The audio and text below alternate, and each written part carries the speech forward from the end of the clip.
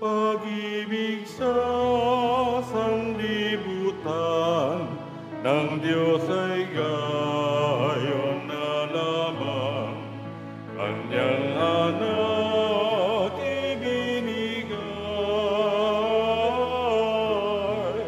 upang mabuhay kailanman ang nananalig na tunay. Nagpupuri kami sa'yo, Panginoong Jesucristo.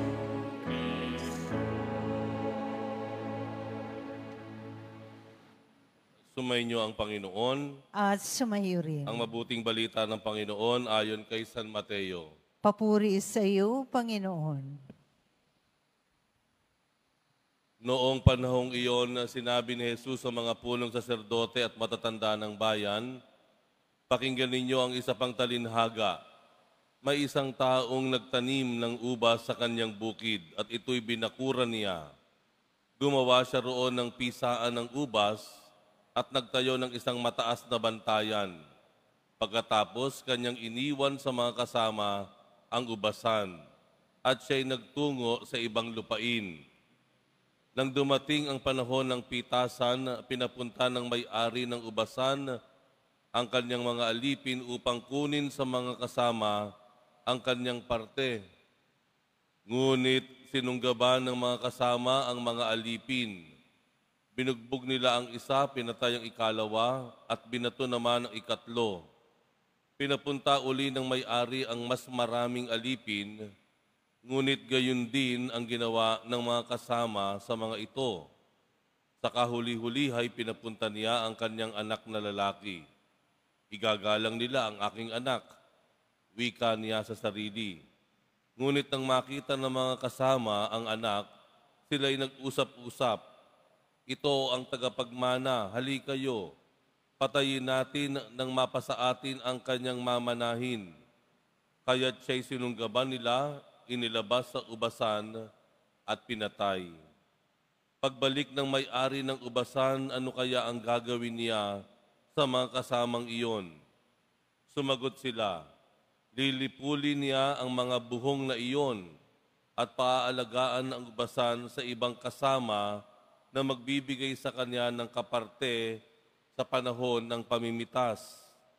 Tinanong sila ni Jesus, bakit pa ba ninyo nababasa ang talakatang ito sa kasulatan? Ang batong itinakwil ng mga tagapagtayo ng bahay, ang siyang naging batong panulukan. Ginawa ito ng Panginoon at ito'y kahanga-hanga. Kaya nga sinasabi ko sa inyo, hindi na kayo ang paghaharian ng Diyos, kundi ang bansang maglilingkod sa Kanya ng tapat. Narinig ng mga punong saserdote at ng mga pariseyo ang mga talinhaga ni Jesus at naunawaan nilang sila ang pinatatamaan niya. Dadakpin sana nila siya, ngunit natakot sila sa mga tao, sapagkat kinikilala ng mga taong ito na propeta si Jesus. Ang mabuting balita ng Panginoon. Pinupuri ka namin, Panginoong Jesucristo. Magsiyo po ang lahat.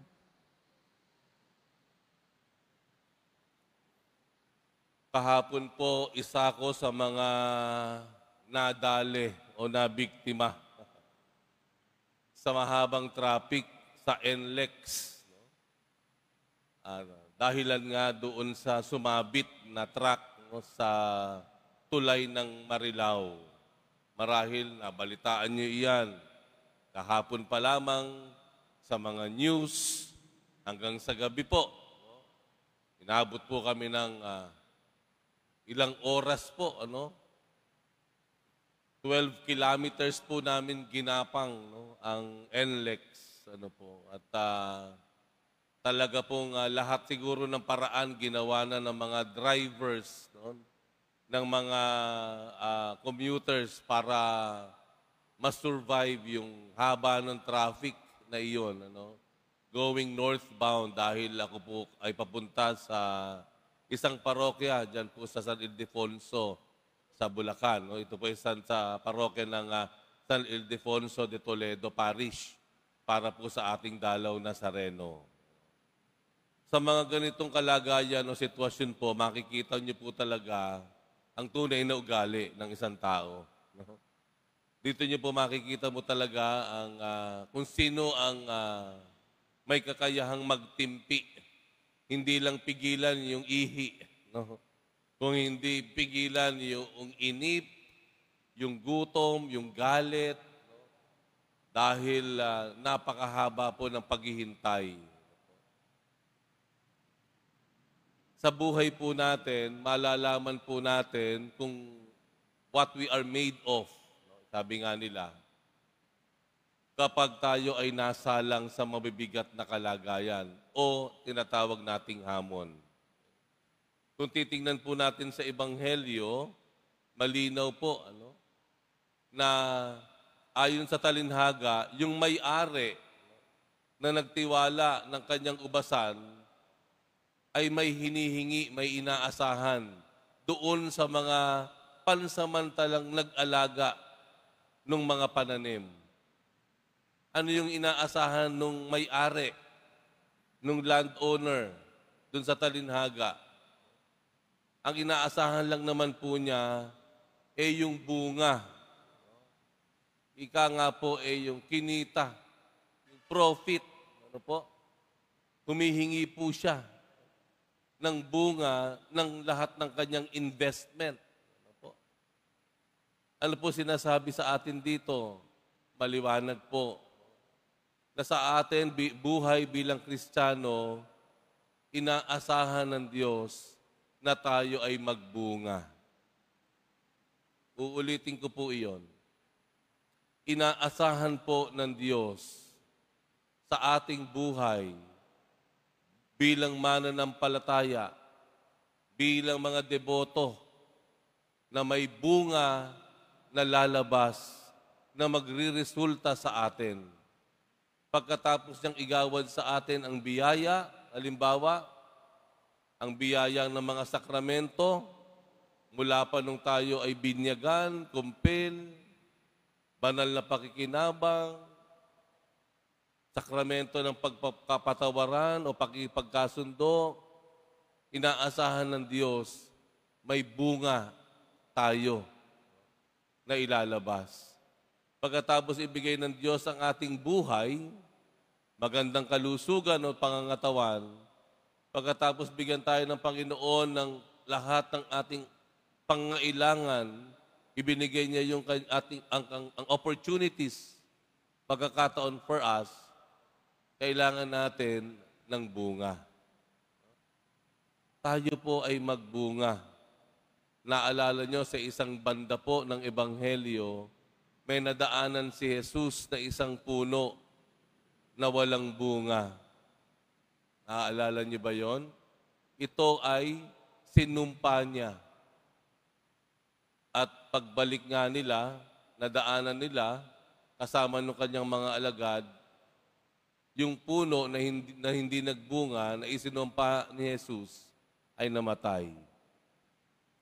Kailangan po nating magbunga. Ano po ba yung bunga? Paano natin malalaman yung bunga? Sabi natin, kung ano ang itinanim, siya ang bunga. Kung ano ang tinanim ng Diyos, ibinigay ng Diyos sa atin, kailangan ito magbunga. Kung mayroong biyaya o grasya na ibinigay ang Diyos sa atin, ito ay kailangan ding magbunga ng kabutihan. Tayo po ay inaasahan ng Diyos na magbunga ng kabutihan. Kabutihan.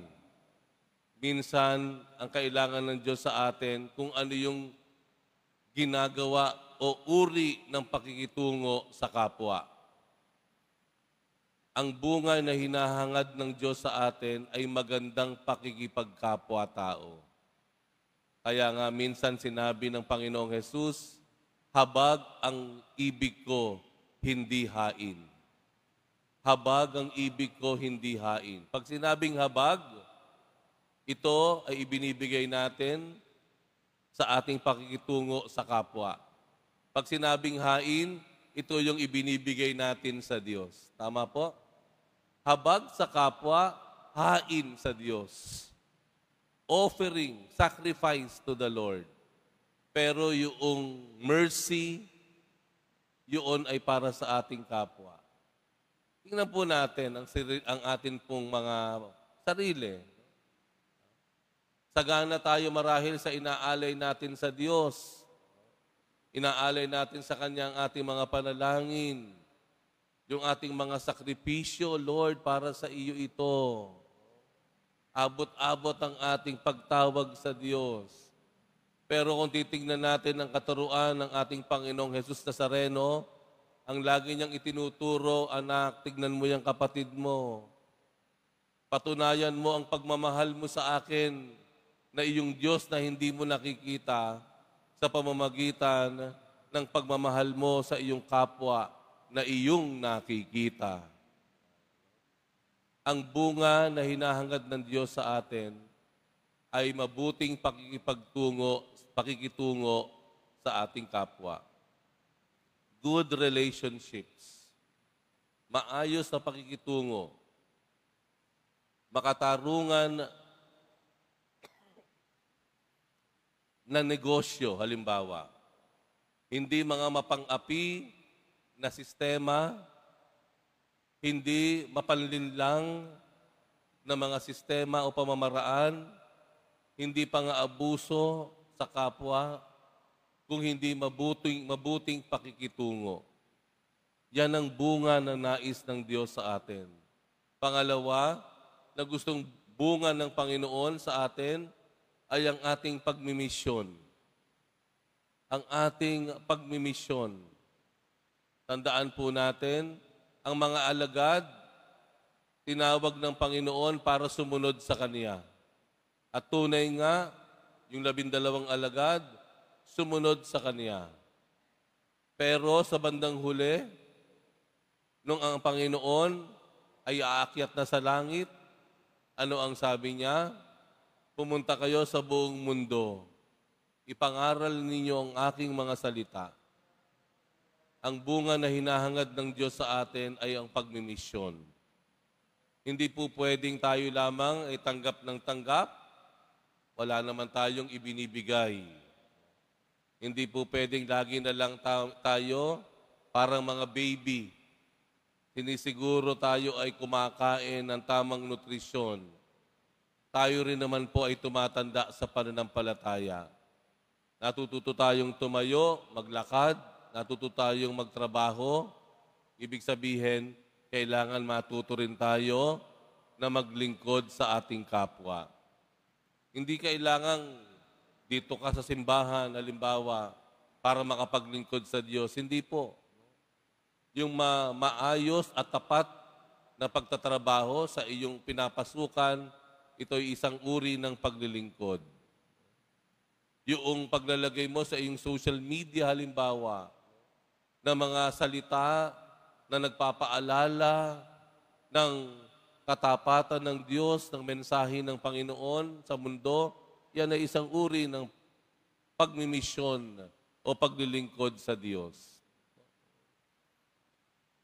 Ang inaasahan ng Diyos sa atin, tayo ay magbunga.